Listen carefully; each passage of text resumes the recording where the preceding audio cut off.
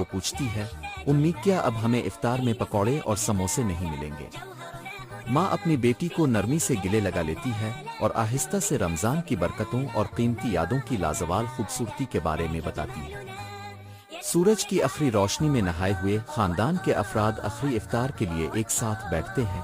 उनका दस्तरखान मोहब्बत और मजबूती की अलामत है। अगरचे दिल में हल्की सी उदासी मौजूद है, लेकिन फातिमा की नर्म आवाज़ दुआ में शामिल हो जाती है। इसकी मौजूदगी खानदान की ना टूटने वाली रूह का सबूत है। मुस्कुराहटों और कहानियों के दरमियान इफ्तार का ये खाना इत्तेहाद की अलामत बन जाता है। हर नवाला रमजान के दौरान कायम होने वाले मजबूत रिश्तों की याद दिलाता है। मसालों की खुशबू और नर्म गुफ्तगू की सरगोशियां एक घरेलू सुकून का मंजर बनाती हैं, यहाँ खानदान अगले रमजान और मुस्तकबिल के मजीद खुशियों भरे लम्हात की उम्मीद के साथ गिले मिलता है। ये मुआनका रमजान के कायम करदा मजबूत रिश्तों की ताकतवर अलामत है। उनकी आंखों में मुस्तकबिल के जश्न की एक मुश्तरका उम्मीद चमक रही है।